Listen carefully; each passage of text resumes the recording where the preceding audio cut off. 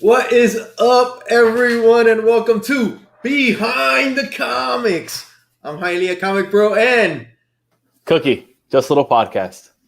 I have just a little podcast today. No Cookie, Javi. I know I'm not as good looking as Javi, man. It's tough to really pull that off. I wasn't gonna say anything. But Javi couldn't make it, and I hit you up pretty last second. So thank you so much for joining me. We have an amazing guest today. I just want to say I just want to put this out there. I can do the show all by myself, right? I've done it once, but I used to watch Johnny Carson when I was a kid growing up and all into the 80s, and I always just liked Ed McMahon, sitting there at the end of the couch, just supporting him, and I just like that format. You know what I'm saying? Absolutely, man. Absolutely. So I said, you know what? I kind of like it that way. So it's the way I like to roll. It's easier too. I mean, I have a podcast, and it's like having it just by yourself. It's tough, and then having a co-host to back and forth with. It's good. It is. I don't know how people go on by themselves. I was just watching JP before the show, man, and he gets just go, and it's like that's not me, man. I just can't do it. I can't do it. I get too self-conscious about it, Absolutely. But, our guest, enough about us. The show's not about us. Our guest tonight is Beta Ray Jim. What's going on, son? What is up, guys? So good to see you. So glad to be here. Really disappointed Javi couldn't be here. So, but I'll settle down. I'll be okay. Cookie's an excellent substitution. I got to be honest. So thank you, man. Thank you so much for having me. I'm very happy to be here. Yeah, let's do this. I'm excited. Dude, I'm excited too, bro. You made like a big splash. We already got Biggie, New World Order. We got Vancouver. Thank you guys for showing up. Wait a minute. Biggie? Yeah, Biggie's here? Yeah, he's New World Order Comics now. There you go. Nice work, brother. Good to see you. For life. For life. Hey, that's kind of like where you broke in, right? Yeah, pretty much. I've always liked, that was one of the big shows, like Biggie's show with Comic Head. That was one of the big shows that got me into YouTube and into the community, is because I love wrestling and I love comics, obviously. And I'm watching the show and I'm just like, a comic, the Friday night hangout, the Mega Power Hour. Yeah. And I'm watching the show and I'm just like, man, this is just too perfect. This is awesome. Wrestling, comics, and just a cool community. And, that's where it started to just snowball and snowball. I was like, I gotta get a camera. I gotta get in on this. Were you making videos at that time, or Nope, not at all. Not at all. Because I was looking at your thing. You don't have a ton of videos, but you got great content. Yeah, I just started. I recently started. I wanted to do it right. Gem Mint was a huge inspiration. Obviously, looking at my background, when I found his videos, because I was huge into Omnis and stuff. Love comics, but so. I actually lost my collection. My collection got stolen. My comic collection got stolen. I've been collecting forever, way back in the day. My brother got me into it, and I collected forever. And I took all my best comics when I went to college. I took all my best comics with me in a short box, like my Hulk 340 newsstand, and like just so many great books. I could just go on and on. And moving out of one of my apartments, I moved a lot back then. And when I was moving out of one of my apartments, I was really careless with my comic collection, and it got stolen. Wow. And that was it. That was it for me. No more comics, I picked up an occasional comic here or there, but I was done collecting. I was so just bitter and jaded. Moved on to other things. Got into Magic the Gathering quite a bit. Played a lot of Magic, did that stuff. And it was funny, when COVID hit, I couldn't go and play Magic anywhere. And I was like, I'm sitting on this huge collection. What do I do with it? So I got into eBay, started selling it. And that's when I got the money, and I started buying a hell of a lot more Omnis. And I got into the whole YouTube thing.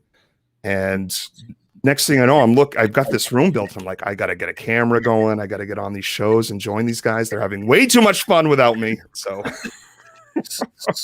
are you saying you've only been really into it for a year? Well, the Omnis and stuff. Yeah, I collected a few. I maybe had 12, 15 Omnis. It's been about 2 years now. And well, maybe more than a year, right when COVID hit, that's when I really started getting into Omnis. I was like, I really want to collect these editions, because back in the day when I was buying comics, it was always, I'd buy a few copies here and then I wouldn't have any money. And so I couldn't get the rest of the story, things like that. Cause I was really young when I was first getting into comics and stuff. And it wasn't until, when I wanted to get back into comics, I wanted to do it right. I love omnibuses. I love the oversized artwork and the fact that every issue is there. The whole run, when I'm reading Infinity Gauntlet, and it's not just the 6-part run, it's all the tie-ins and all the crossovers and stuff. Same thing with just an omnibus. It's just fantastic. So I just fell in love with Omnis. And then I started getting into the auctions, and oh my God, and that's when I started getting back into comics and stuff. And it's snowballed from there. And I just love it, man. The hobby is so much fun. It's the community. It's you guys. You guys are just awesome. I wouldn't be here if it wasn't for this community. Thank you. You brought up the auctions. Are you saying that buying in the auctions or selling in the auctions? I started out buying. Okay. And then I said, you know what? I can start selling. Why not? Let's start selling some books. I actually had a friend of mine from work said to me, hey, you collect comic books? I've got comic books in my basement that I don't want them. You want them? My God.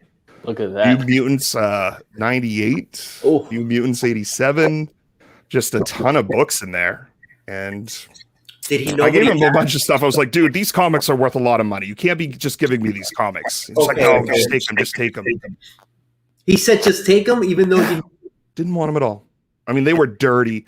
They were literally in his basement for 15, 20 years. So I got them nice, bagged and boarded, took care of them. Some of them are really, really loved, loved quite a bit. But, I figured let's get into these auctions. I love these auctions, and started selling, started getting into it. And then, oh my goodness, I don't want to give away all my secrets, but I started going on eBay to find stuff that maybe I could flip on these auctions. And I found one big thing that I really like on eBay is best offer. Because if somebody is really motivated to sell, you hit them with a low best offer and they accept it. What's the worst that can happen? They deny it. Okay, Let's move on. So that's when I got a lot of books. I found one guy who was really motivated to sell. He had these comics for a long time, and he was selling to me super, super cheap, and that's where I sold the $900 Jungle Action 6 First Killmonger, which the book is on fire. Regret selling it, got a whole lot of money for it, but made a fortune off it, and I've been able to invest that money into more comics and building up, buying the stuff that I like and buying stuff that I'm like, well, I can probably flip this on YouTube auctions. Sometimes I lose money, sometimes I make money. But the main reason, my ulterior motive of actually doing this, is to build subscribers, get to know the community. I really want to get those 1,000 subscribers, get monetized, and then start doing some real good content on my show, on my channel. You brought up that Jungle Action 6. Oh, so you got that off a guy on eBay? On $50, dude. I got it for $50. Okay, I gotta tell you, for $900. I saw you and of course, I saw you on the Mega Power Hour and all that, and I saw your videos, and I actually saw that auction live. I think nice. you were posting stuff on Instagram of what you were going to sell next, and I just happened to be on my phone, and I saw, oh, he's selling this next, and I was like, oh, let me tune in, and I think it was on Gorilla Todd. Yep, and Gorilla Todd mentioned it was like the perfect storm, because Chad RCG, who is extremely knowledgeable about the comic world and things that are going on, he had just posted a video about this book, about how in the census there are 9 copies out of 9.8. Mm-hmm. So if there are 10 major fans of this character, there's not enough books to go around. Exactly. So that's obviously driving the price way up. And there's the huge rumor going around that Killmonger is going to come back and play Black Panther in the next movie. Michael B. Jordan, I believe his name is. Yeah. Awesome actor. Black Panther's the only movie ever gotten an Oscar nod, so they want to make the next one as good as possible. And Michael B. Jordan is just incredible. So I honestly think that's what they should do. Is that what they're going to do? Who knows? But that also drove the book way up. And it was a super, super nice condition book. I've picked up a few other copies since then, but none have been so nice. I just gotta tell you, bro, that was I've bought very little on an auction. I've done a couple of auctions, but I think that was the most fun I ever got watched. I couldn't believe it because Discovery Bay was it was crazy. Yeah, Discovery Bay was messaging me on Instagram. For those that are watching and don't know, Discovery Bay Comics, he's the one that actually won the auction. He's the one that got the book. He got it clean and pressed. He's sending it in. I can't wait to see what this book gets. Shout out to Discovery, yes. Disco, nice biggie. New World Order. So we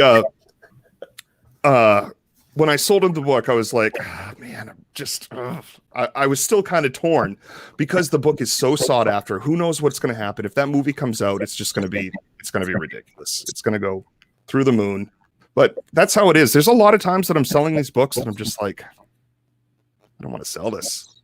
I don't want to sell this, but I always think okay, I've got it behind me. I've got it in omnibus format. It's okay. It's not really the same thing. It's having the actual comics. It's nice. It's almost the same thing. Let me let you. I didn't know that book was exploding where it was, and I actually took out my copy, and I had a pretty nice one. I got it, I believe, for the same thing off of eBay for $50, and I put it on my Instagram. And Discovery hit me up the next day asking if I was selling it, and I didn't. And I'm actually mine is at getting pressed and cleaned, and it's gonna go to eBay. Go to CGC to see what's up. Awesome. I hope you get a monster. I did not know that book was that hot. Same. Yeah, I didn't know either. So Chad RCG was doing that video, and it was just a perfect storm. Everybody's looking for that book. Some really heavy hitters in the auction community really wanted that book, and that's what it went for. There's a lot of times I sell books where I just, I was like, damn it, I should have held on to that one.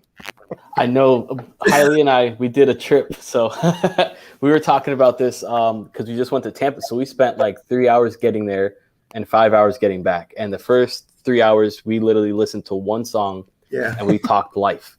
And one of the things we talked about was comic books because both Hialeah and I share a few comic books that we've had, a Hulk 181 and X-Men #1. So I've sold both mine. I sold my 181 and I sold my X-Men #1. And we talked about it when we first met. We talked about how much we actually bought it for, and I want to say I bought mine for like around $40, and he was around the same thing. Wow. And we were both blown away from it. And I was like, "Yeah, but I sold mine." He's like, "Do you know how much that book's going for now, dude?" I'm like, "I don't want to look." So I'm looking, and then literally tears start to roll down my eyes because at the time I sold my X-Men #1 for about $6,000, and it actually helped to pay for my house. So that was a big thing that I look back, I'm like, man, I could have made so much more money off of this thing. But in the grand scheme of things, it's like you only have the moment that you're in right now. So you make the best option that you have possible.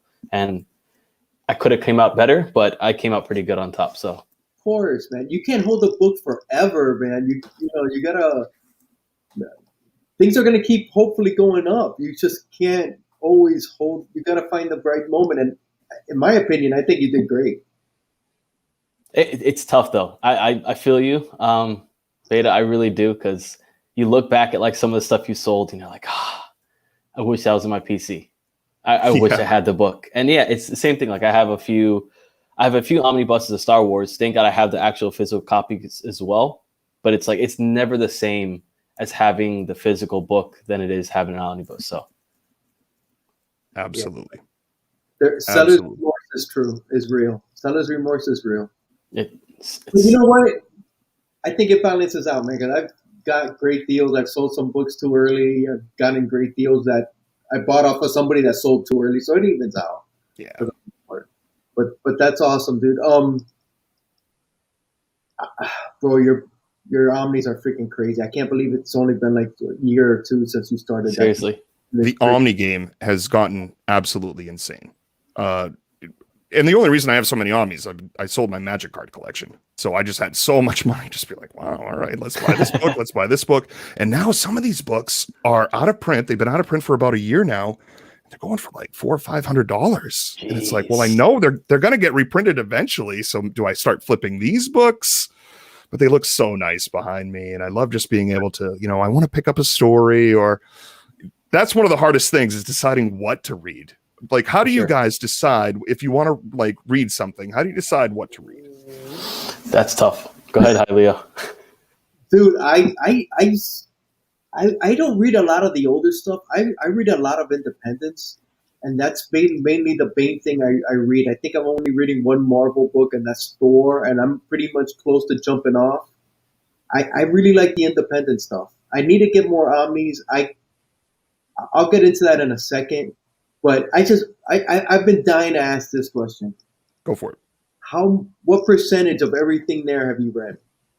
Oh, wow. I get asked that a lot, quite a bit. I would say right around, it's a good amount, but not as much as I'd like to say. It's only about 20-25%. Oh, I believe it, because you've got it in such a short amount of time. There's only so much you could read, right? For sure. Yeah, but some of it goes like Invincible. Oh, man. I couldn't read that fast enough. So fucking good. Oh my god, and the cartoon or the show on Amazon, fantastic show. Oh my god, I'm fantastic. Just in love. I got my wife into that as well, and we had no idea because I only have maybe 1 or 2 issues of that, and I know it is graphic for sure, but I didn't know how graphic it was going to get from the jump. Spoilers for anybody, but my wife and I were watching it and we're loving it, and then the end hits, and it's like left field. You're like, and she's just staring at me. It's like, what's going on? I love how slow they're going. They're not rushing through it. I thought the whole damn comics, every issue of the comic was going to be in season 1. Man, they're probably not even going to get through the first omnibus in season 1. So pretty happy that they're going nice and slow and taking their time with it. And Jesus, watching that show is just like flipping through the comic. A lot of it, not like heard of that. Not like the whole show, but a lot of it is like panel for panel, frame for frame with the comic. I love it. So cool. So those were really fast to go through. But then I start like, I want to read some classic Fantastic Four. And I open up Fantastic Four. Jesus Christ. It's like a novel. It's like I'm reading Moby Dick. Oh, yeah. Like that stuff is bubbles are massive. Luckily, man. the art. I love the art. But Jesus. And then the writing's not so bad, but sometimes I just want to flip through a comic, you know? Mm-hmm. I like my bang pow action. Just want to flip through it sometimes, you know? For sure. They were a lot more wordier back in the day, weren't they? Oh my God, you can say that again. Jesus. Bro, so I will ask you this. I had a question for you. Go for it. As a Beta Ray fan, why did you pick Beta Ray Jim as your name? So yeah, I was that's right when I was about to develop my channel, and I had just got done reading Thor by Walter Simonson. That was the Walter Simonson run was kind of, what's the word I'm looking for? It was just very elusive to me. I got into reading comics right after he left. I fell right in love with Thor because he's one of the strongest heroes. So obviously that's one of my favorite heroes. So reading Thor, I got right into Thor right after Simonson left. And everybody always asked me when I brought up a Thor conversation, have you read the Simonson run? And I never got around to it. I've always seen the comics, but I couldn't afford, the 337 and stuff. I couldn't afford those books back then, even back then. So it had always been kind of a book of legend, to read the Simonson run. Well, I finally picked up, that was one of the first omnibuses I picked up, and I was reading, or when I was getting back into Omnis, they had reprinted it, and I picked it up and I was like, oh man, time to read this bad boy. And that's where my computer desk is sitting right now. I had a lazy boy with a reading lamp and a blanket, and that was my reading corner. And I would just, sit up and look in my Omnis and flip through and read my books. And that book just hit me so hard. I loved the Beta Ray Bill character. And I was so excited when he was fighting Thor for that first time. And just the whole thing about Beta Ray Bill is I was just enthralled with the character. And I was joking with a friend at work saying, I'm thinking about starting up my own YouTube channel. I'm loving Thor Simonson run so much, I might name my channel Beta Ray Jim. And sure enough. Actually, that's not too bad. Why not? Beta Ray Jim, Beta Ray Bill. What's up, Beta Ray Brothers? Beta Ray Cookie, Beta Ray Hialeah. What's up, guys? Things like that. I was like, all right. So that's something that could work.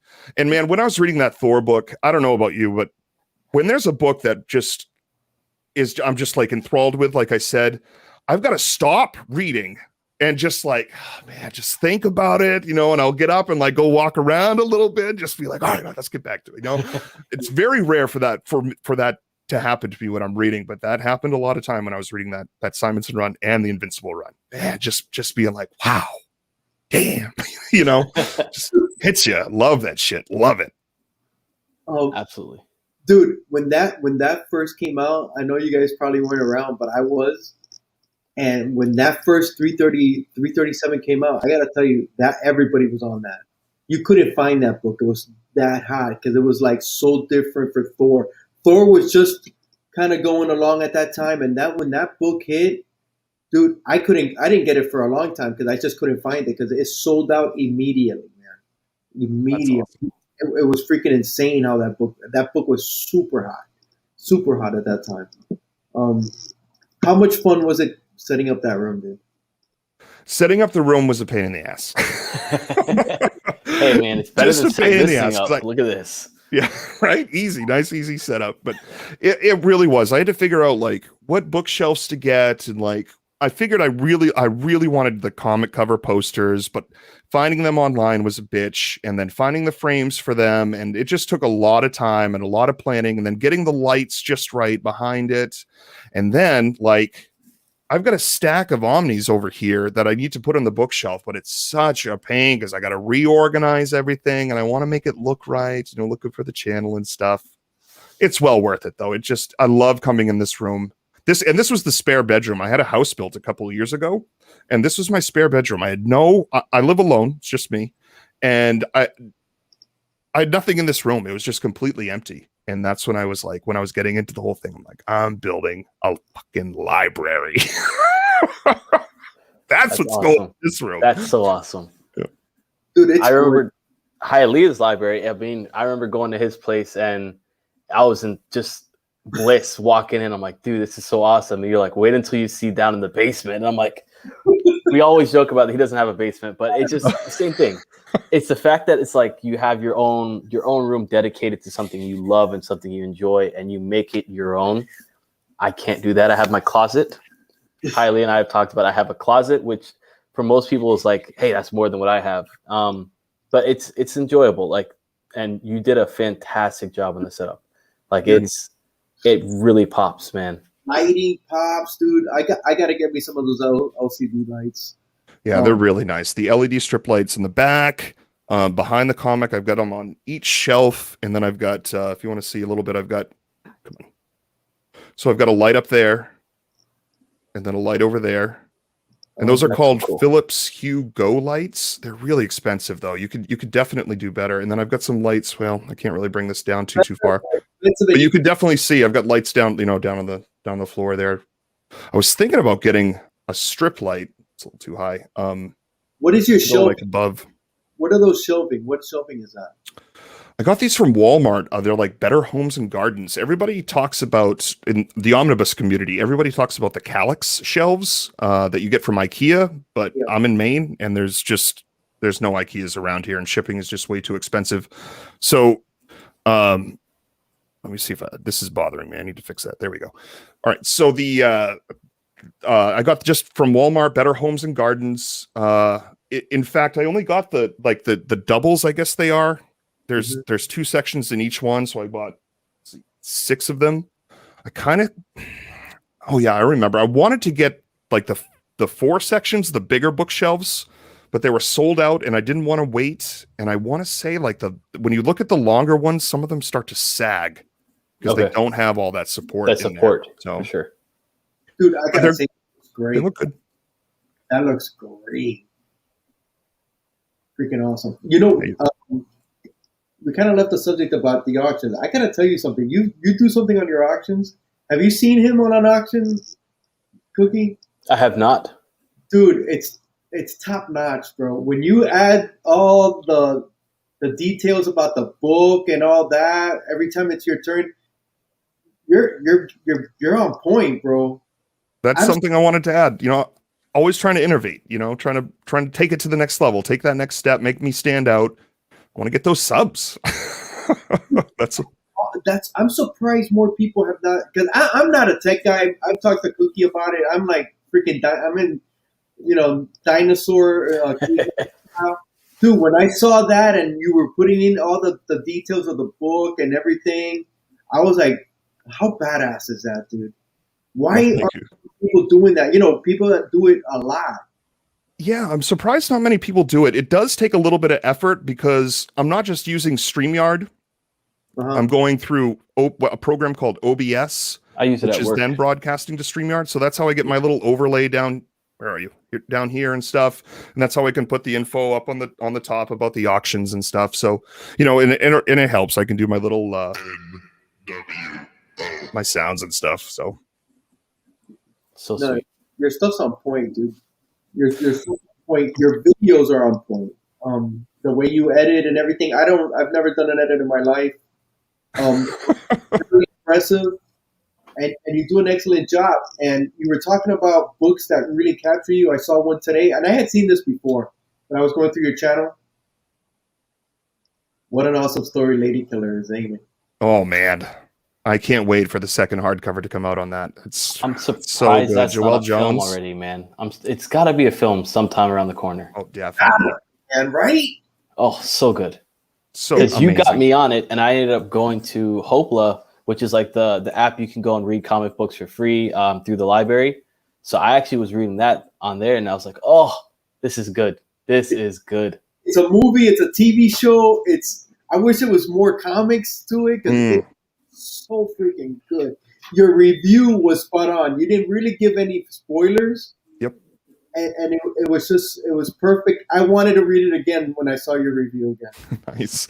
Yeah, I read through that. That's the fastest book I've ever gone through, man. I flipped through that one so fast, and I still did the pauses a few times on that one because, man, some great cliffhangers, and they really built the characters. It was just fantastic, and the art, just drooling over the art and the setting of the '60s and everything. Oh man, I just loved it. Just loved it. Her art doesn't get the love, man, but she was amazing in that series. She was an amazing. I actually met her, and it's the only time I've met somebody and got the signature and got the CGC witness and all that. Nice. I was so nervous. I was dumb. One, she wasn't at her table the whole con, and then it was like, okay, my wife was like, okay, we gotta go. We've been here. And she's not coming. And then all of a sudden, we're okay. Let's walk by one more time. And she was there. And I was like, oh. And I have to CGC. I need a witness and all that shit. It's super. She was super nice. Nice. I think she was a little surprised how much I fangirled out. She really didn't say much. I was doing all the talking. I think I got her scared. I don't know. Whatever. So wrestling. Yeah. Huge WWE fan. Well, yeah. I watched WrestleMania this year. It was all right. I watch the pay-per-views mostly, and if I need something on in the background or whatever, if it's not YouTube, it's usually an old like WCW pay-per-view or WWF pay-per-view from back in the day. But man, when I saw WrestleMania 3 Hogan slam Andre, I was just hooked for life. That was it. That was me as a kid. I was just like, I think 12, 13 years old at that time. And that was it. I was so excited. And then just went from there, just started that Rock and Stone Cold and Hollywood Hogan, and just kept watching, through college with my friends. Just good stuff. It's not the same anymore, though. It's not, man. I can't watch it anymore. The product's a lot better. The product is a lot better. Like the actual wrestling content in the ring, those guys are doing things that are just, back in the day, it was just a slugfest, people punching and kicking and a few moves here and there. Today, it's so much more athletic, so much more choreographed. It's just fantastic. It's still a male soap opera, and they don't hide it anymore. They know, but and I love when they try to like work the audience, try to, is this real? Was this scripted? I love that stuff. And I love trying to figure out, so, he went out back early in the match. He's going to come out right up before the bell, and he's going to get the belt and hit him in the face. And that's when it calls a DQ to set it up for next pay-per-view, something like that. And look, that's exactly what happened. I love that stuff, talking about like the angles that they're taking and what's the storyline going to be and why are they doing this, and then obviously the feats of strength, like seeing like Brock Lesnar, give an F5 to the Big Show, stuff like that, or Hogan slamming Andre, just incredible strength. Love seeing that stuff. Yeah, they're like real superheroes. They were real superheroes to me. They were. Are you a big wrestling fan, Cookie? I was. I grew up on wrestling, so for me, back in the '90s, wrestling was a huge part of my life, man. I was always like an Eddie Guerrero fan. That was my thing. And then Rey Mysterio came into the picture. And I was like, he's tiny, I'm tiny. Like, he's so athletic. He was agility all over the place.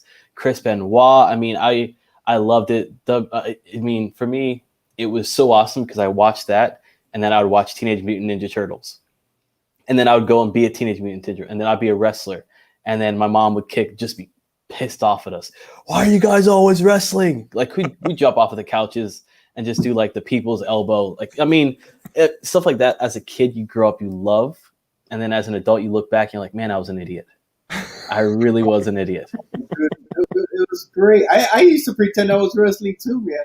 I'm more old school than you guys, but my kids were right around the time they're in the 90s. You know, they were born like in the mid 90s. So I would go in there and wrestle, and they would. I remember one time, you know, they would watch the wrestling. I took them one time to watch WWE. But I remember one time I was wrestling my kids, and my son, my second son, he was like, he might have been 4, dude. And we're wrestling. He jumps off the bed, his knees, right? I mean, he bent his knees and he just slammed into my back, like right around my kidneys. Oh, he's only 4, dude. Have it on the floor. Don't expect it, and have a 4-year-old jump with his knees at you. That's hilarious. Dude, took me out, dude. I was like, Ryan, man. Ring the bell. Bro, you're gonna fuck me. That's awesome, dude. It's wrestling's the best, dude. Wrestling's the best. Everybody's putting in. Man. Look at the chat, man. George the Animal Steel. Nice. Absolutely. Taker. Yeah, Rick Rude was a badass. Yeah, he died way too early. A lot of these guys. Guerrero the same was good. Was so good in this. Mysterio revolutionized the sport. He did 616, so man. 616. That was so awesome for me. 619, brother. Come on. 616. See, it's been so long. It's been years. I apologize. 619. It's all good. Yeah, like I mentioned, I go back and watch those old WCW pay-per-views, and to see Ray when he was just young, and to see all the big guys who are in the main event, and all they're doing is throwing fists, and every once in a while you get a suplex or a body slam. But when like Rey Mysterio opened the show, especially like Ray versus Eddie, oh my God, they tear the house down. Just incredible. And that's how wrestling is today. Those guys have influenced the sport. You see even the bigger guys trying to incorporate all that flippy shit going on because it's just so entertaining. And like, that's the next level that they brought it to. They just, because that's what it's expected. You know, you gotta perform out there, and that punch kick shit just isn't going to cut it these days. I mean, don't get me wrong. If you brought back like Kane, and I remember just the hype behind him and not knowing his face, and knowing that he like got burned alive pretty much, it's like that as a kid haunted me. And I don't know if they can still like captivate that as an like with the new generation of wrestlers. Is that still captivated now? Or you have a lot of characters. Like there's a guy now, Bray Wyatt, who is the Fiend. You know, he comes out with like this mask on, much like Mankind, and he's just like supernatural powers like Undertaker. So it's still there. And it enthralls the kids. All the kids are scared shitless of him. But, you know, the adults know, obviously, that they're in on it. They obviously know it's a work and it's entertaining because, like, okay, so here's this unstoppable monster. You know, you do your finisher and he just stands up in front of you. How do you stop this guy? You know, so it's entertaining. But how do you put this guy against your actual top baby face, like good guy?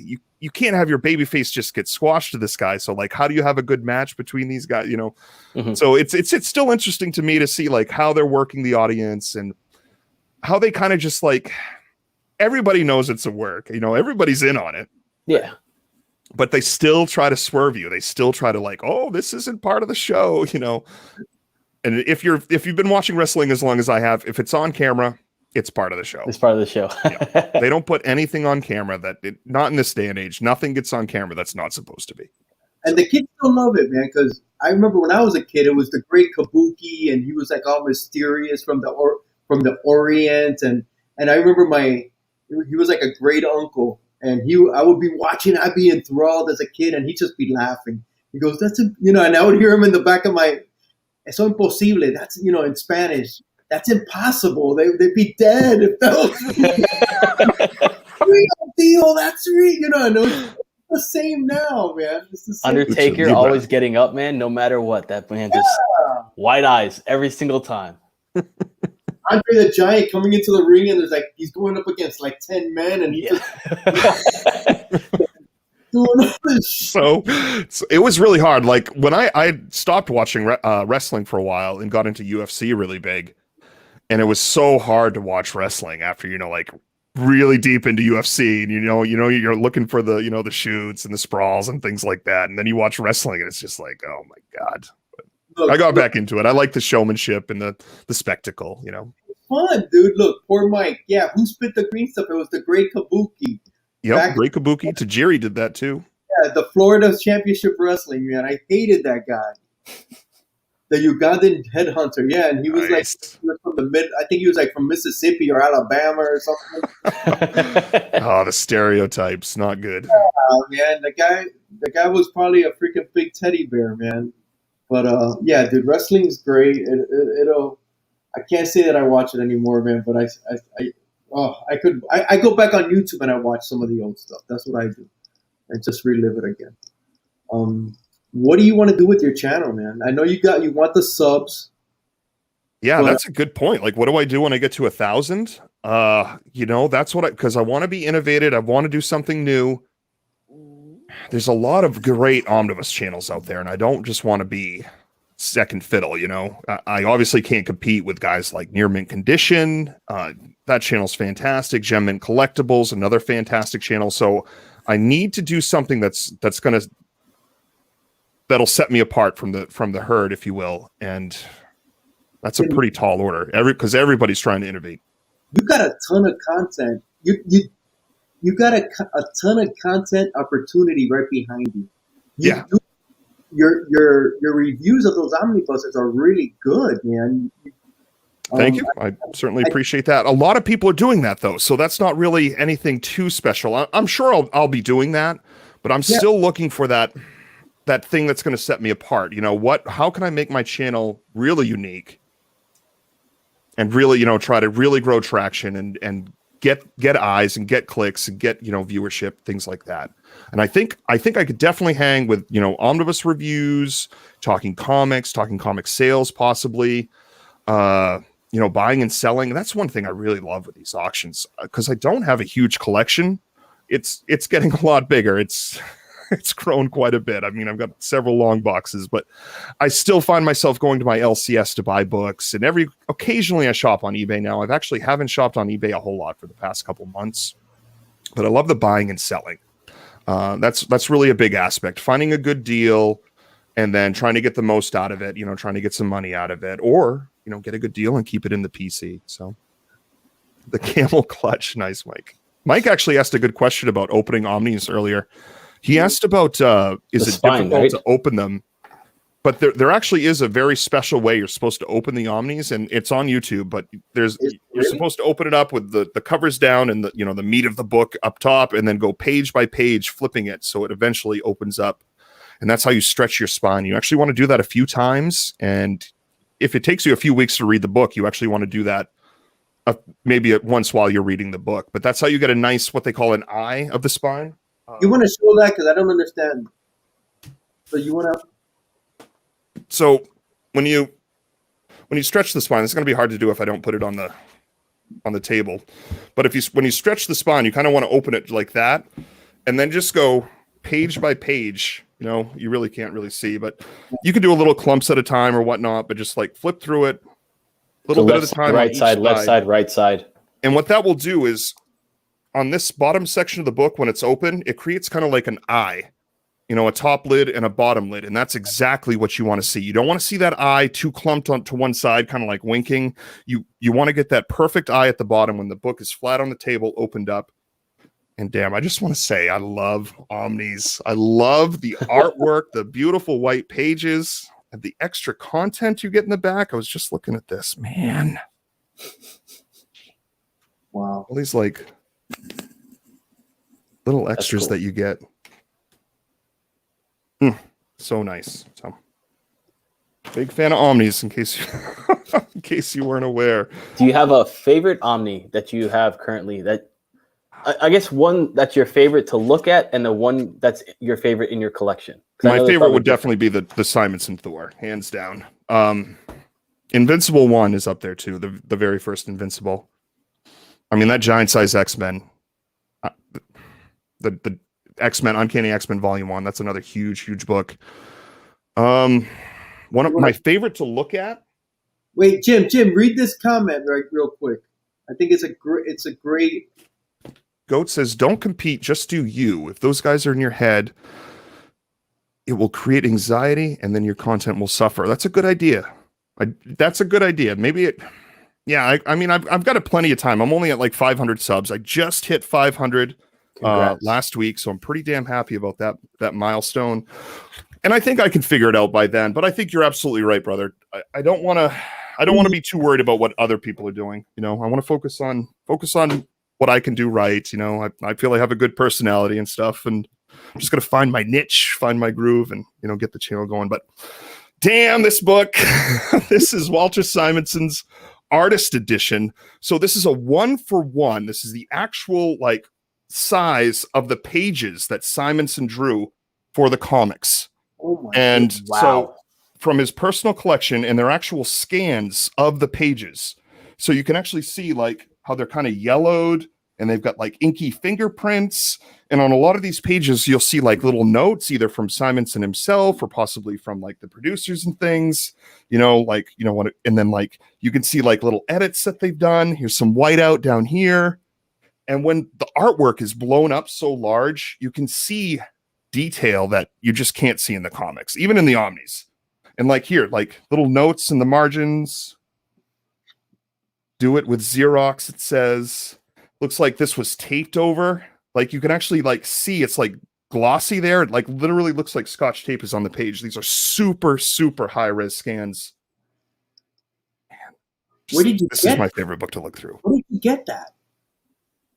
This is actually an IDW book. This one I got on eBay, and this one's the this is actually a variant. This is the San Diego Comic-Con variant of this book, and there's another one, The Return of Beta Ray Bill. It's actually in my cart right now. I gotta go buy it. It's on instocktrades.com. They retail for $125, and on In Stock Trades it's like $100. They just came out with Jim Lee's X-Men. I think it's sold out. I'm pretty sure I missed the ball on that. Jim Lee's one of my favorite artists. McFarlane, Jim Lee, Simonson. Oh man, so good. But yeah, this is my favorite book. Like you can even see like, see what's like yellow up there? That's because that's whatever tape or whatever was on the page when they scanned it. That this is from his, private collection. That's so sweet. Yeah. That's great, bro. So his signature, man. His signature is so cool. Yeah. His art is it's just so amazing. I could just go on. And like, yeah, all these little like details, you just can't see this stuff when you in the comics, it's. Oh, I know that page. Oh yeah. So freaking Like, sweet. oh man. So yeah, these artist editions are really cool. I need to get the next one, Return of Beta Ray Bill. I kind of want to get that Jim Lee one. I saw that McFarlane has one too for his first 5 or 6 issues of Spawn. Show that real quick. Show that case that it's in. This case? Yeah, this was just what it shipped in. It's too damn big to fit on any of my shelves, so I just leave it in here and tuck it into the side of the shelf. It actually looks great in that thing, right? It does. Not bad. It looks pretty damn nice, dude. Oh, what's up, Mastodon? We have Jeff Schultz. Yeah, it's a dinosaur. That's basically what it is. It's a dinosaur. Nice. That's it. I think it's like a brontosaurus or something. This is the way he came up with his signature, which is pretty cool. So you're in Maine? Yep. How is it there? How is it? Is it snowing there? People have been showing snow the last couple of days. Yeah, there's penguins out in the backyard, actually. Or in the other pole. No, right. Good call. But I remember I was watching your video of last week's show, and I'm not far from where he is. I mean, Thomas. yeah, St. Thomas, exactly. It's pretty close. I mean, it's a different time zone, obviously, but it's not that far away. That blew me away. Yeah. For sure. I did not expect that. Bro, I would love to go to freaking Maine.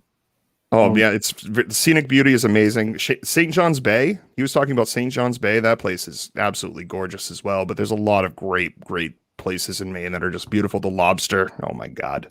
Oh my so good. Lobster roll, oh my God. Man. Yeah, last time I went to the coast to get a nice, like a real lobster roll, it was $27. And it was just a hot dog roll with a full lobster in it, but $27, worth every penny. What's the best way to eat it? Cold or warm? No. In my opinion, I'm not a big fan. Like the lobster rolls are good, but if the best way to eat lobster, boiled lobster. Yeah, and I like steamers too. Steamed clams, oh, so good with drawn butter and oh man, delicious. I've never had that. On the cob. I have not. I've only had lobster, like regular lobster by itself. I've only ever had it once. And I've always been so afraid to get lobster because it's the same thing. It's very expensive. And it's like, okay, if I go and buy it and I take a bite out of it, I'm like, oh, this sucks. That's $20-$30 down the drain. You lobster roll. I've only had my first lobster roll maybe 2 years ago. And it is fire, bro. Yeah, they're good. They are pretty good. So let me ask you this, because I'm pretty isolated and sheltered up here in Maine. Every summer, not every summer, most summers, McDonald's has a lobster roll. Is that just a Maine thing, or? I've never heard of that. We get the McRib. We've had McRibs, yep. But no, you can go to McDonald's and get a lobster roll. No, not here, not anywhere else. Yeah. In McDonald's? How is that? Does it taste like cardboard? How does that taste? It's not one from the coast, but it tastes like lobster. It's not bad. And it's real lobster. It's not in the. Oh yeah. It's real lobster. You get claws in there and everything. Yeah. I gotta be on the lookout for that, man. I figured that was like a New England thing. I couldn't imagine that's like out in the Midwest or anything. So Jackson, What's going on, Jackson? Good to see you. So did you grow up in Maine? Yeah, born and raised. Nope. You've never lived anywhere else? Nope. You still living in your hometown? No. I moved out in college and then stayed up here. Made a lot of close friends up here. So stayed up here. Where did you go to school? Where did I go to school? I'd rather not say. It's not a great school. Okay. Sorry. Where was the school? Where was it? Yeah, like you live in Bangor. In where? Bangor, or as Bangor. So you never left the state. Nope. Oh, Okay. I've been out of the state before. Yeah, definitely. I've been to Virginia Beach and Florida and things like that, But never to live outside of the state. no, never lived outside the state. Gotcha. I don't mind the snow. The only thing I really don't like about Maine is the lack of damn comic shops. But luckily in Bangor, there's a Top Shelf Comics, and the guy is super friendly. And when I first went into that shop, when I got back into comics, the first thing I saw was Infinity Gauntlet #1, not a slab, raw, with $100 price tag on it. Ooh. And I'm like, what the hell? $100 for this book? That's not right. Because I'm watching these YouTube auctions, and I want to say the full 6-book run sold for less than $100. Yeah. On one of these auctions. And I'm like, that's not right. This guy, I'm not buying from this guy. Well, I started talking to him and getting to know him, and super friendly guy. And he would actually talk about prices and be like, yeah. No. We can definitely do better than that. And he's always willing to negotiate. And if there's a specific book I'm looking for, this guy can probably find it. I asked him about like some early ASMs though, and those are out of the question. You couldn't find those, but pretty much everything is on order that I can get from him. His basement apparently is just loaded with long boxes. And I asked him when I could go down there, and he hasn't let me yet. But I say, hey, I want to check out your Journey into Mystery. All right, be right back. And he'll come up with a box of Journey into Mystery. I'm like, all right, let's flip through this. So, and that's why I say in my auctions, I try to say it every single time, support. I really appreciate everybody that buys from me and buys from the people on these auctions, but it's so important to support your local comic shop. Excuse me, support your friendly local comic shop. Good job. I was going to say not just any comic shop. Make sure they're friendly. If they take care of you, take care of them. It's so important. Because they're so scarce. They're so damn scarce. I'm pretty sure he's the only comic shop within an hour and a half. And if he was just like, no, screw you, you're paying $100 for Infinity Gauntlet 1. It's like, You think he had it that price because he is the only one? I think he had it. I know he had it at that price because he priced it when the movie came out. Okay. And he hadn't changed the price since. And nobody ever asked him for it. But as soon as I was like, is that really $100? Oh, no, we can talk about that. You know, we can work on that. You brought up a good point. Support your good LCSs. Me and Cookie had that conversation driving this weekend. Yeah. And it's tough, man. It's really tough to find a good comic shop that you want to support. And thankfully, where Hialeah lives and even where I live, I can go an hour to a really, really great shop that I love going to. I spend time there. I'll say right now, it's Phil's Comic Shop. Where's? Brian, Take the Time Collectible. If you guys are ever down in South Florida, his shop is fantastic. He's a plethora of knowledge. Anything that I want to talk about, he has some information on. He has some insight. If it's like, hey, man, I just talked to him about Nova. And I was like, I want to get into Nova, but I don't want to break the bank with getting like a Nova 1 to start. He's like, oh, don't do that. Start with this. And then he literally gave me like 5 or 6 books. Here, try this out. And then sure enough, I fell in love with it. And that's what you want from a comic shop. You don't want the Simpsons type of character. You don't want that in your life. So yeah, Brian's awesome. we're lucky to have Brian. I'm lucky to have a couple of other shops in the area. I'm actually going this weekend, and my friend's coming over, and I'm going to take him to 2 shops that I haven't taken him to because they're not the best shops. But I go, you know what? I go there every once in a while just to see what's going on. So I go, you know what? I haven't taken you to these. Let's go on Saturday and just see what's up. You know, but you got to do the rounds, even though, man, and see what's going on. So. That's why I'm so envious. I'm so jealous. I just wish I could go on a hunt and visit multiple comic shops, even if it was within an hour drive, you know, just to go on the hunt. Like I see these videos of even like flea markets, you know, just all these different places that people go and they're finding awesome books and, you know, different comic shops. People have got 5 or 6 comic shops in there, you know, within 30 minutes. Just so jealous of that. I wish I had that, but. How many in your city or your town? Is it a big city? Bangor, it's called the Queen City. It's the 2nd largest city in the state of Maine. And, you know, it's pretty big. We've got a Buffalo Wild Wings. Have you ever thought about utilizing the fact that exploring where you live as far as comic shops is maybe something you can do for your channel? And you can use that to go and help the people who are there and who don't have any experience in comics. And it's like, hey, check out these shops. And this is the shops that I go to. This is where it's located, and try to give insight into new comic book people that are in your neighborhood. It's just, I love the idea, but if I lived like in New York or something, Boston, a place with a lot of comic shops, I think that'd be a great idea. But I've got 1 comic shop. So it's like 1 episode. How far are you from Boston? How far am I from Boston? Geez, Boston's probably 4 hours. Wow. Yeah. One thing I'd always like to do, and you know, it goes back to just, you know, collecting, buying and selling. I'd love to open my own shop. Magic cards, comic books, Dungeons and Dragons, board games, you know, role-playing games. I just love that stuff. I would like to open my own shop, but it's such a big step. And I have a background in retail. I have a background in sales. I work in IT right now. So, you know, I definitely could do it. I have the smarts, but it's a big endeavor. Big step. It's a huge risk, in my opinion. It's a big endeavor. Do you think there's a market for it since there's only 1 shop? Do you think there's really a market for it in your area? Probably. I mean, you would think there would need to be. There is 1 shop, and it's an awesome shop. Top Shelf is a great store. It's got a lot of books, but been through Bangor. Reminded me of the area I live in. Yep.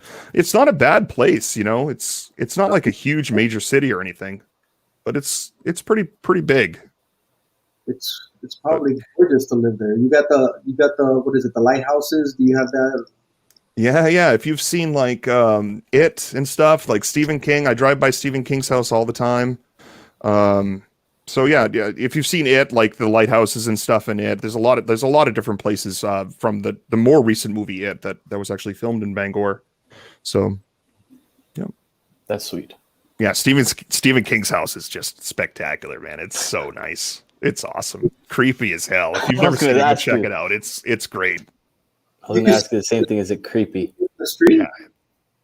He's got the wrought iron fence around it with all the designs, and the house is very like historic, and it's got it's a creepy looking house. It's very fitting of someone like Stephen King. And in Halloween, man, they go all out. It looks awesome around Halloween time. Favorite? You're a big Stephen King fan? I do like Stephen King. Yeah, definitely. I've read a lot of his books. I'm actually a big fan of his son's work now in comics. Mm-hmm. I really enjoyed Lock and Key. Mm-hmm. I picked up those books. Those aren't bad. Those weren't bad at all. A little too high school for me on parts. Like the high school drama and stuff, but there was I really like the concept of it and the psychological aspects of it and stuff. Lock and Key was pretty good. I think his son has got a good future. What, Ben Hill, I think is. Yeah, he goes by a different. Yeah, a pen name. Yeah. Do I live near Shawshank? No. Pen name. So you don't live next by Shawshank prison? No, I don't think Shawshank was written by Stephen King, but I don't believe Shawshank takes place in Maine. Yeah, I think Biggie was in Ohio. There you go. Biggie with the knowledge. I do have a question for you. I haven't read that. Yeah, go for it. As far as comics, as far as like a holy grail, do you have a holy grail that you own, or is there something that you're after right now? Well, that 337 is the most expensive comic I own. And it's only a 9.6, only a 9.6. So I'd really like to get a 9.8. So when I was looking all last year for a 9.8, and I didn't want to spend more than 500, and I saw them for like 550, 600, but I was just like, no. And now I can't find it for less than 1,000. So like that $50 cost me well over $500 if I do want to bite the bullet and eventually get a 9.8. So that's my grail right now, that 337. But if there's one comic book I want, it's Journey into Mystery 83. That would be, if I ever came across and I joke about this, but I'm pretty sure it's true. If I ever came across Action Comics 1, I'd sell it so I can get a super high grade copy of Journey into Mystery 83. I believe you. I feel the same way, man. I feel the same way. Yeah. Just that's it, man. That's the one. Hulk 1 would be amazing too. I'm a huge fan of Hulk, Thor. Those are my two guys that I grew up. Most recently, obviously, Beta Ray Bill. He's my favorite character right now. Wolverine, I was always a big fan of Wolvie, but who's not? Wolvie, so awesome. He's the best. I feel you with that. You're nuts. Hey, it's crazy. I mean, Action Comics 1. Bro, I feel the same way. An Amazing Fantasy 15. It really doesn't. I'd rather have a Hulk 1. I rather would. Superman's not my jam. I'm not a Batman, so I totally understand what you're saying. Yeah, it doesn't. I like DC, but DC isn't. I mean, DC's good, but it's not my thing. I grew up on Marvel. Make mine Marvel. I'm starting to really appreciate some DC stories though. Like I finally read Dark Knight. Oh my god, that's a good read. I was actually looking at that this weekend. Remember? Yeah. Yes, I do. I almost got a number 1 because I want a Dark Knight number 1, and I was like, dude, just buy it. Just buy it. I was looking at 2 of them, and I was like, I can't decide. And I go, you know what? They're not the right ones. I could wait. But maybe the same thing happened to you with the 337. Then it's like it just keeps on going and going. Sometimes you just got to bite the bullet, bro. Yeah, I'm regretting that. Definitely regretting that. Absolutely. I heard some good news. Speaking of Beta Ray Bill, I heard some good news. Have you guys heard about who's playing Beta Ray Bill in the Marvel universe, in the Marvel MCU? No, I have not. I did not. Russell Crowe is going to be playing Beta Ray Bill. Really? Is he going to be playing or voicing him, or do you... They say it's going to be like how they do the Hulk. A mocap suit, let him act it out and let him do the dialogue. and then they'll CGI Beta Ray Bill. So the rumor is he was doing work for the most recent Thor movie. So he's going to have a small part in the most recent Thor movie, and then he's going to have a large part in Guardians of the Galaxy 3, which is titled right now as Guardians of the Galaxy. It might change. And then hopefully if that goes good and everybody falls in love with Bill, then Bill will get his own movie. I would love that, man. Whew. Where did you hear this? Where did I hear? I heard this from Jay Blitz. Yep, Jay Blitz told me. Dude, if that happened, bro, you'll never get 337 in a 9.8. Yeah. Somebody else said, I think Mike the Collector mentioned, like, or somebody said, like, it's going to be like, in a couple years, that book's going to be like $5,000 in a 9.8. That's so crazy. I can't imagine seeing Beta Ray Bill. No, I can't wait to see that. And Russell Crowe, oh my God, it's going to be awesome. Do you think he's going to lose enough weight for the Oh, he doesn't part? need to lose any weight. Doesn't need to lose any weight. It's all going to be mocap. Won't you, like, the mocap will be so brawling? Yeah, they CGI that stuff, you know. Mm-hmm. Yeah, for 337, that was one of my favorite books. Anytime I saw it, I picked it up. I've had like 6 or 8 of them. I think I'm down to my last 2. And like you, I wish I had a 9.8. I have a 9.2, so I am kind of bummed that I don't have a 9.8. What's up, TJ? Yeah, there's no shame in a 9.6. I love my 9.6. I freaking love it. I freaking love it. I had an 8.5, and I got to upgrade, so I sold that one, and I got the 9.6. So I'm happy I did. So no need for a 9.8. But Yeah. man, that would be amazing if he shows up. With the Guardians. That makes perfect sense, though, for him to show up there. You know who else I was thinking? I was just thinking about that too. Cosmic Ghost Rider's been pretty quiet. You know, can you imagine him showing up in the Guardians? Oh my goodness! Wow. Oh. I can't wait for a Fantastic Four movie, and obviously X-Men coming to the MCU. No, That's just going to be just ridiculous. Just so ridiculous. I'm looking forward to the Loki series that's coming. I think that's going to be great. Yeah. How about the What If? The What If series? The What If, and it's gonna be animated, and it doesn't matter. Yeah, exactly. It doesn't matter. It's like, Oh, I didn't know that. Nice. yeah, it's all animated. I can't wait for that. I think what's one of the first ones I want to say is like Peggy Carter instead of Steve getting the serum. It's Peggy Carter gets the serum. Nice. Well, but who knows what stories they're gonna? They might not get stories. They might even use. Yeah, they just might go off the top of the dome and just use random stuff. They have all this wealth of information that they can use. Dude, it's a great time to be a fan of this stuff. It's probably the greatest time to be a fan, right? Even, yeah, man, I can't imagine. We're so freaking lucky. It's crazy, bro. This community is just amazing. It's with YouTube and like just the community and just everything going on, all these awesome shows that are out there. There's so many good shows. There's so much great content. It is a hell of a time to be a comic book fan, that's for sure. I've been part of like Magic the Gathering communities, video game communities, all kinds of different communities, and they're all toxic as hell. And not to say there's no toxic people in the comic community, but they're very few and far between. Absolutely. Of course. This community's it's so loving, man. Hialeah and I got a chance to hang out with some people that we talked to, like poor Mike, who's in the chat right now. Meeting him, talking to him, hanging out with him. It's like exactly what you said. This community is nothing but love 98% of the time. So, I mean, it's awesome.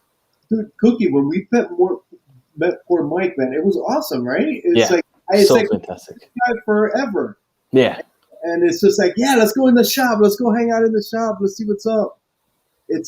And there is drama every now and then, or Yes, Goat is right on that one because I'm in the coin collecting stuff, and Silver's very, very weird. If I say that very loosely, it's a weird community to join. Yeah, I got to be careful with that because I've been watching Jeff Silversmith, and man, that guy's getting me interested in coins. And over at the comic book shop, he sells coins too, and it's It's a deep, like right now, thank God I'm on a rabbit hole of just Star Wars coins for the most part. And then any like Canadian Maple Leafs, I'll go into that. I really haven't dived too much into like Eagles or anything of that nature. Thank God it's just Star Wars is my main focus for me. If not, God help me. It's an expensive, comics is an expensive hobby as it is. You're doing omnibuses, so that right there is expensive to just check out Biggie's comment, bro. Makeup tips. That's a good one. There you go. If I did makeup tips, I'd already be at 1,000 subs. Oh, look at freaking TJ. He's a total bastard. DJ. TJ, the other day I was watching No Good Comics Justin, and he was doing his weekly show, bro. And TJ was like half an hour just trying to get into. He's like, "Send me the link. Send me the link." You hear TJ yelling at freaking Justin to send him the link so he could talk about graded versus raw books. It was that Absolutely. was fun. The conversation was amazing. It was a great conversation. But just looking at TJ and putting the little red mean face, he's just blowing up. I could just see it. I could just see it. Man. That was so much fucking fun. That's another thing I want to point out about this community is that I've been out of the game for so long. One thing that drew me in is just all the knowledge. If you have any questions, and I'm a guy that's not afraid to ask questions. Everybody's got great. Javi, what's up, brother? What's up, Bob? I miss you, bro. Yeah, brother. It's not the same without you. Jeez, I'm right here, man. I'm right here. We miss you. Awesome. But everybody's just so knowledgeable. You know, you ask questions, and there's somebody that's going to know. You know, what is so and so's first appearance? Somebody's going to have the answer. You know, it might be somebody just grabbing, you know, looking it up on Google and finding the answer, but somebody's probably going to know it. You know. And it's just fantastic. Just the knowledge that people have and just the support. And I say a lot of times when I'm looking at, you know, your guys' backgrounds and your videos and stuff, I'm just like, damn, I'm so jealous. And everybody's saying to me, oh, your background's so awesome. I'm so jealous. But man, you guys have got books that are just ridiculous. All right, Cookie's the exception. I got 2 different size doors that are massive. Everybody makes fun of me, and I have one little picture. Needs a little work, but I'm sure your comic collection is way better than mine, brother. My wife will not let me. I gotta say it quietly. My wife will not let me decorate in here. She's like, "No, we're not gonna pimp this thing out into your man cave. It's not happening." Bro, I'm just happy she let you come on tonight. That's shit. Right? On a school night. School night. Oh man, I appreciate it. My closet is really, really awesome. I will say that I have a really dope closet. He's got decorated posters inside. He's got wallpaper posters. It's decorated, man. It's pimped out. Nice. Room tour. Yeah, he's a tour video. You know what it is about this man? You think you know stuff, and bro, this community is humbling because people. It's like what you were saying. People are like encyclopedias, bro. TJ. Yes. The guys on the Comic Cores, DS Comics. What's the other guy, man? That they do the Golden Age guys, the Golden Age Guru, like Man Cave. Not Man Cave. It's on the Comic Cores, the Golden Age guys. It's DS Knights of Old, and oh my god. Drew Manchu? Is it D? Oh my god, I can't remember his name. Man, they have so much freaking knowledge that I always make mistakes. I always give the wrong number. I say the other day I was looking. I made a video and then I went back and I watched something on it, you know, just to see how it was looking. And I meant to say Bishop. I said Gambit. You know, it's just stupid mistakes. But I'm like the one take guy, so I don't care, man. Yeah, JD. That guy's knowledge is crazy knowledge, man. But there's so many people in the community that are like that. Biggie's knowledge. Yeah, Biggie knows his stuff. That's for sure. Like, how does Biggie know that, man? And he knows his shit. It goes into music too. Like that's the cool thing. It's like all these guys know so much about comics, but then it's like they go outside of that wrestling. It's fantastic. I talk to Goat all the time about coins. We chit chat coins all the time. Dude, Stay Puft with his wrestling. How do you remember? Encyclopedia. And it was WrestleMania. Oh no, that was the Beach Bash 1987. You know, it's like he knows all these freaking when it happened, and it's man, my maybe I'm just old and I just don't remember this shit. You know, it's just all a big blur and it just mixes in together and it's like a spaghetti or whatever. All about passion, just passion. It's nuts, man. It's crazy stuff. Speaking about passion, Jim, if you weren't into comics, what would you be collecting besides? Because I know you have Magic, but what would you be collecting outside of that? Man, that's hard to say. I mean, I collect other things other than just comics. Obviously, like the Magic cards we just talked about. I've got a lot of board games. I love having friends over, entertaining. So I kind of collect board games, I guess you could say. My collection has kind of stopped growing ever since I started getting to the Omnis, but a good collection of board games. I play a lot of Dungeons and Dragons, so I have a lot of D&D minis. I've been collecting those for a long time. Jeez, and I was looking at those prices. Those have been going up for collectibles. I'm just a huge fan of collectibles. Like, that's why I'm interested in coins, and I can hear people just talking about coins and just the aspect of collecting.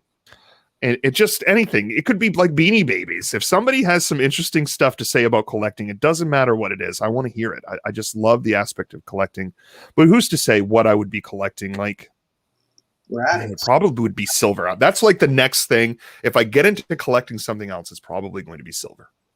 Well, if you want, here's my rock collection. Hey, I got to mention real quick. We were mentioning the wrestling. This guy right here, Mastodon, I do a show on his channel about music. His music knowledge, bro. I've told him I just feel like a dweeb on his channel because his knowledge is, bro, his music on rock and all kinds of music, really. He phenomenal, man. Phenomenal. I want to see the board game collection.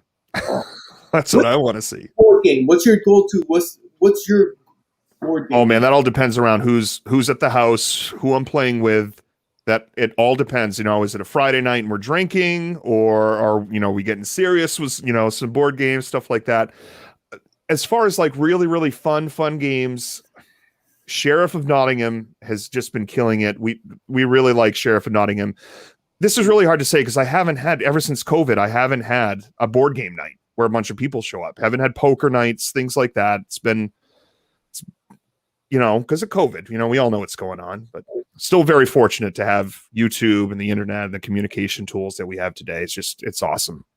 But what's the go-to board game? I would say probably if I had to sell my entire board game collection and just keep one board game that I would play for the rest of my life, it would have to be one of two, either Robinson Crusoe. Jesus, that game is awesome. You guys, you're all like on a deserted, stranded island, and you've got to like get food, get shelter, protect yourself. You got to get off the island, but then it's like hurricane season and weather's coming in and all this random stuff happens, and you got to work as a team. Otherwise, you're just going to fail. Robinson Crusoe, absolutely incredible. Fantastic for board game night. A little bit more hardcore, probably Kingdom Death Monster.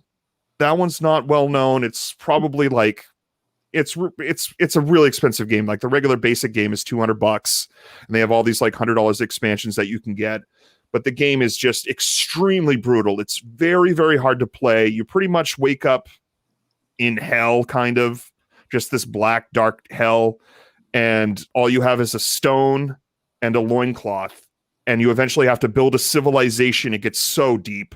And you have to your characters aren't going to make it. They're going to die. So you have to create more characters. You have to make babies and stuff in your civilization because your characters are eventually going to die in this hellish landscape. It's so brutally tough. You got to work together as a team because the game will fuck you. Kingdom Death Monster. It's awesome. A lot of hot girls in the drawings too, which is always a bonus. Okay, wait. Check this out, dude. When we started saying games, Scrabble, are you gonna pull up? Scrabble. He's out of here. It's like time to go. Scrabble's fine. At least he didn't say Monopoly. Whoa! Jesus. No, don't you start, sir. Listen here. Monopoly. No. As far as board games go, I used to love Monopoly, but there's so many better games out there. Monopoly is just not one of them. Trust me. If you get into board games or talk to anybody who's serious about board games, Monopoly's got a bad rap. Oh man, this hurts. This hurts so bad. I'm sorry. I used to love it myself. I had the PC game. I played hours and hours of Monopoly as a kid. But if you compare Monopoly with something like Robinson Crusoe, wow, it's just night and day. Magic Lasso. What's up? So good to see you. I got to read this. Hey, it's Hialeah Comic Bro, Cookie, and Beta Ray Jim. Every time I say Beta Ray Bill in one of my videos, I say Beta Ray Bill because my default is Jim. Magic Lasso. So good to see you. It's always good to see you in chat, brother. He's awesome, man. Ryan's amazing. Dude, yeah, I did not know you were going to take it to those board. I didn't know none of those board games. Same here. But they said the Robinson Crusoe, of course, reading it as a book, I love that as a book. So the fact that you're trying to survive, I think that's fantastic. Yeah, the teamwork aspect. That's how you're saying it. I'm visualizing. I'm like, how is this not digital? Like, how are you going to do this as a board game? How long does that game last? Hour, 2 hours or so. And there's all kinds of different like scenarios. There's even one that has a giant ape on the island, a 200-foot giant ape on the island, like a King Kong scenario. And you're on the island to get him and bring him back to New York. That's cool. Like the movie King Kong. There's all kinds of different scenarios. And it's not just like, okay, you're on the island, you need to survive, build your raft and get off the island. Or wait until the rescue ship shows up, things like that. There's all these different scenarios that you can play. There's literally 1,000 hours of game time in the box. And you can play solo. It can just be you and Friday. Or you can play with, 3 of your friends. So I have never actually played solo before, but you can definitely do it. You can play the game all by yourself. It's all with cards and dice and things like that. And that's what Robinson cool. Crusoe. It's fantastic. It's so good. I left this one up because I've never played Risk on the Tolkien map of Middle Earth. I've seen it, but Risk is my game. I freaking love playing Risk, man. That's fantastic.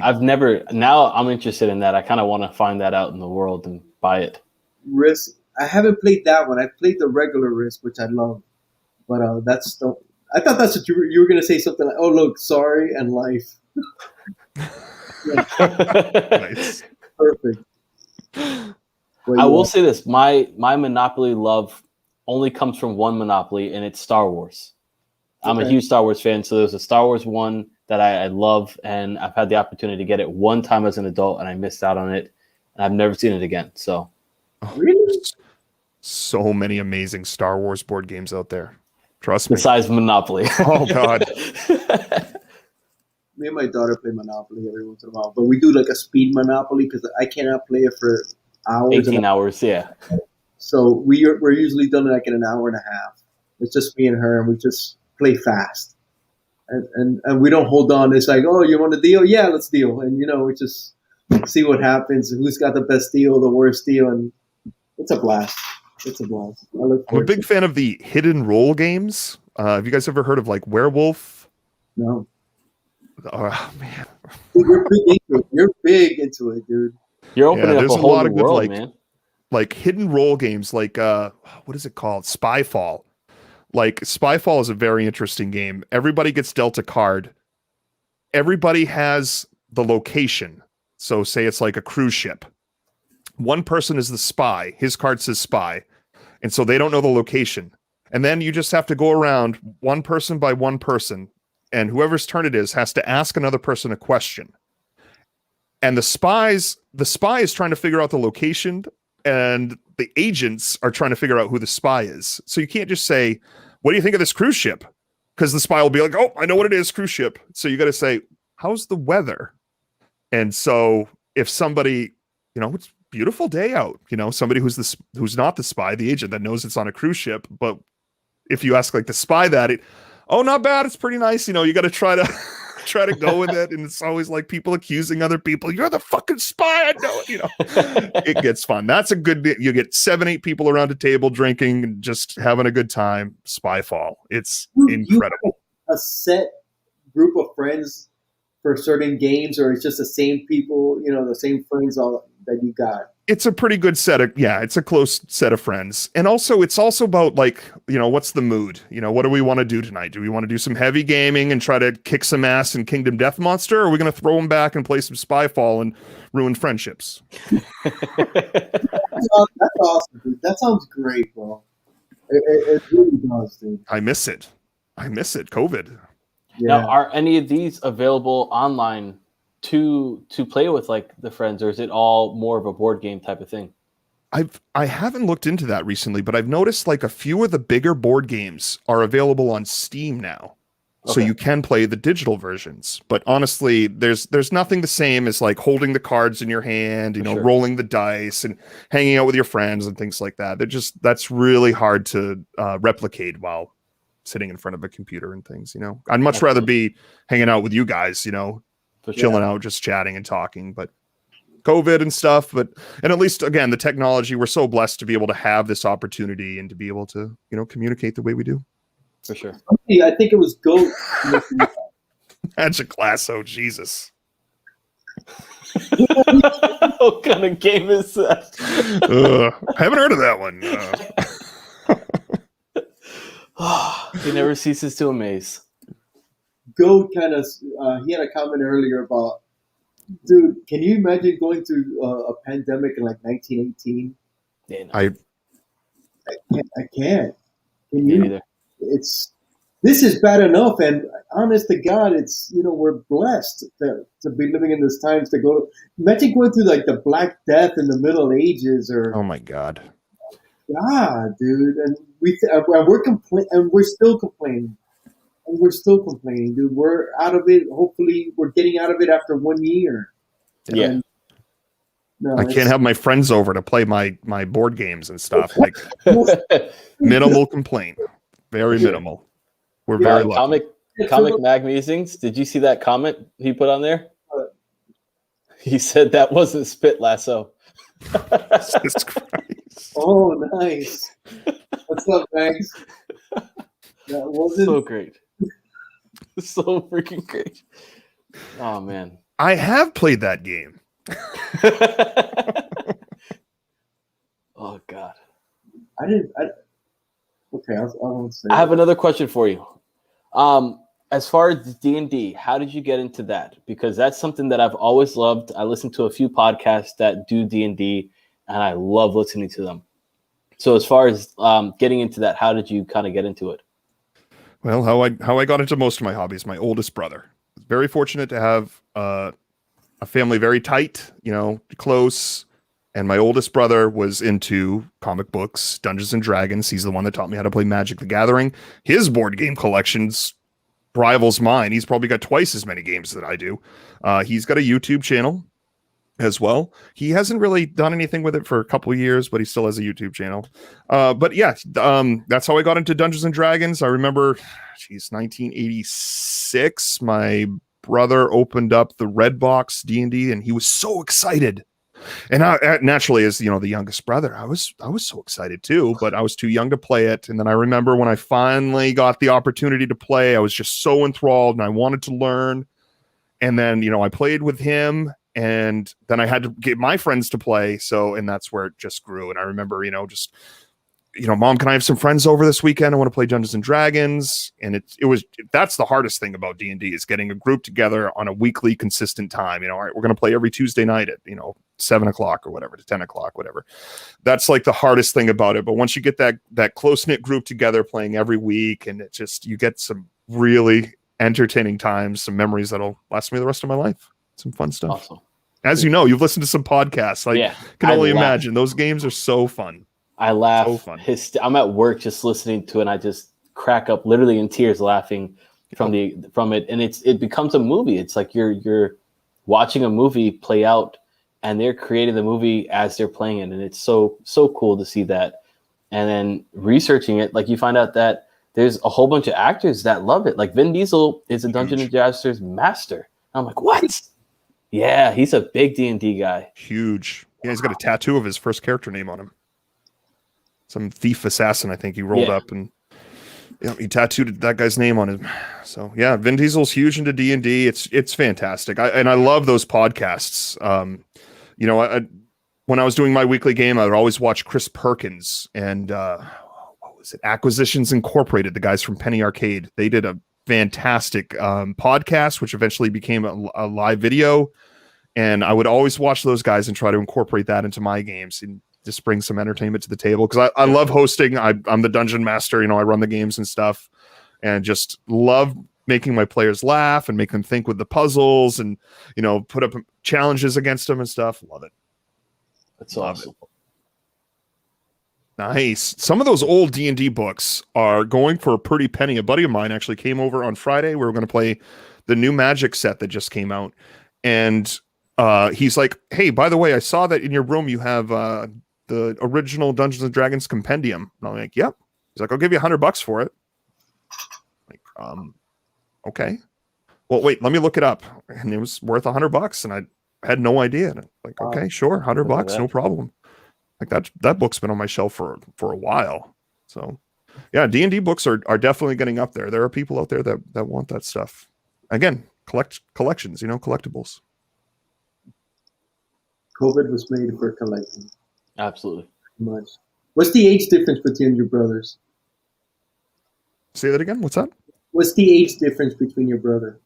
My two brothers are older than me quite a bit. My middle brother Steve is 5 years older than me, and Rob is 6 years older than me. So, I mean, not a huge difference, I guess. I'm sure there's a.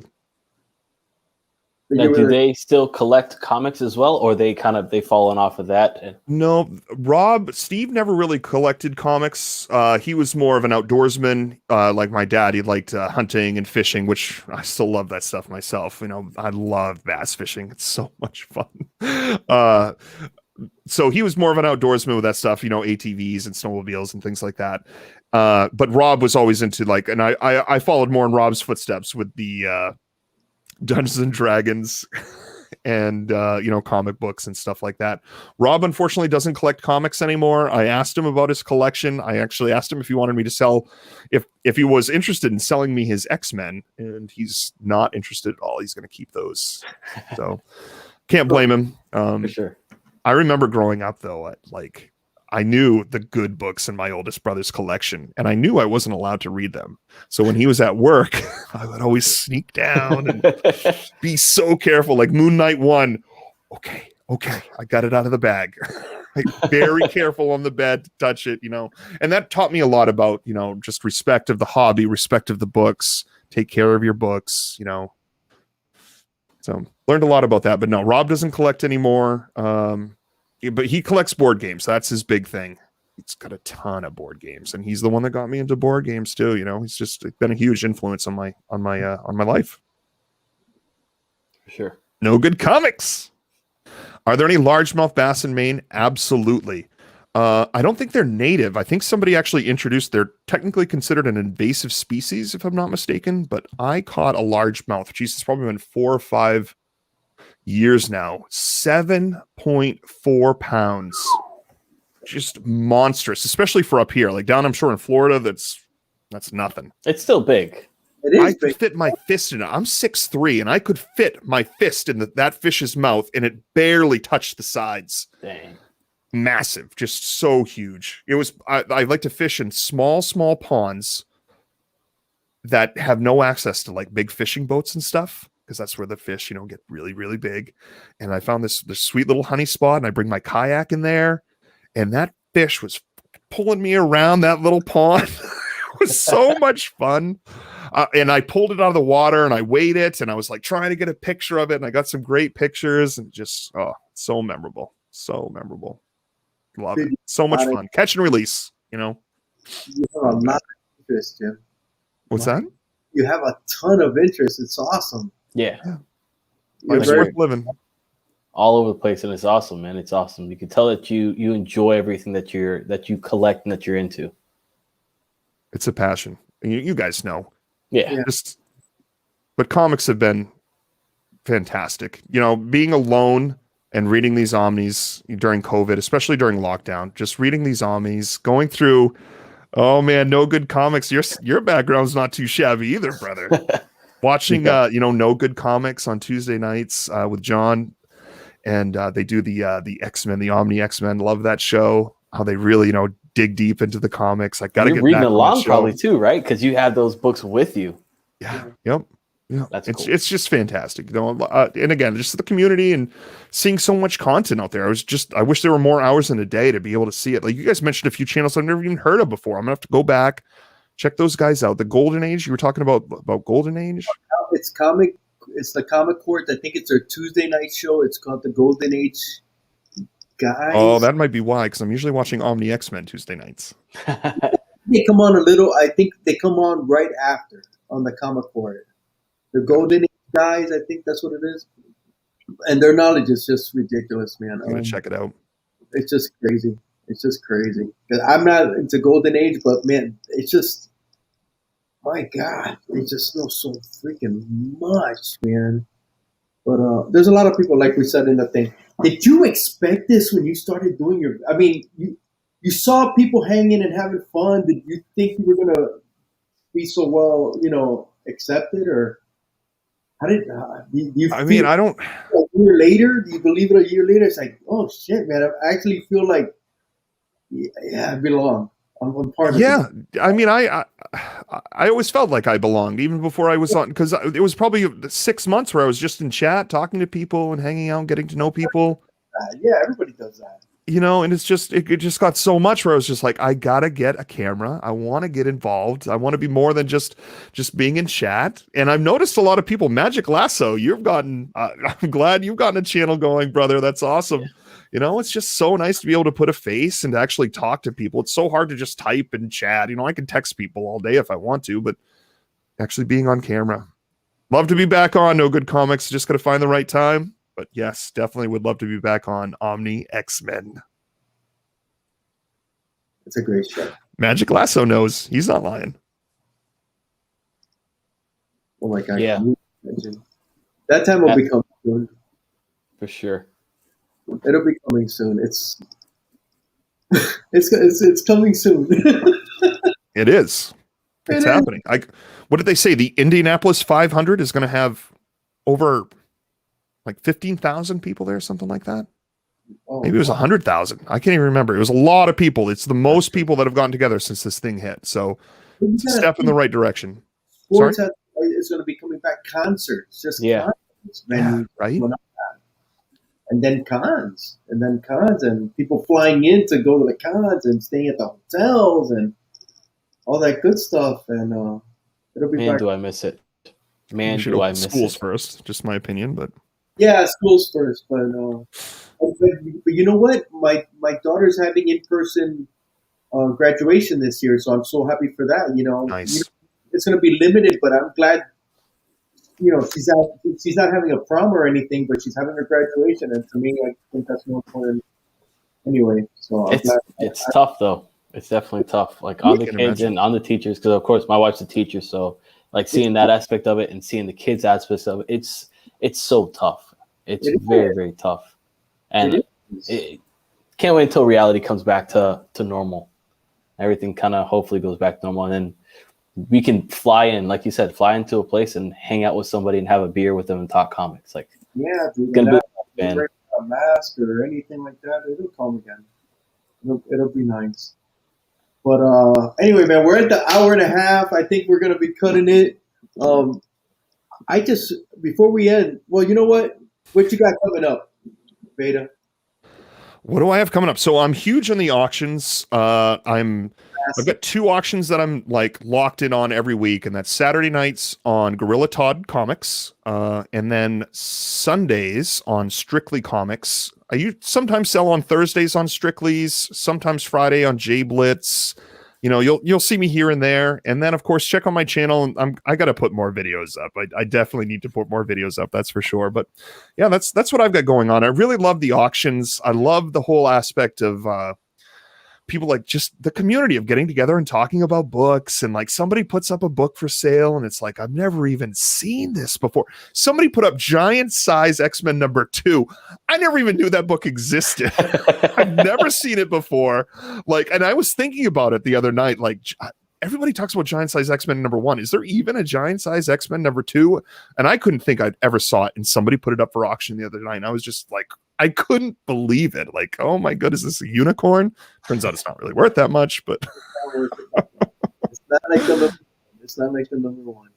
Dude, I think it's on the auctions. You're totally. I think like you're not putting up the most content, but I think it's because you're hooked on auction. You know what? When you go out shop, let's say you go to that comic shop, right? Are you looking more for your personal collection, or are you looking more for stuff to sell? There's very, very few books that I want from my personal collection.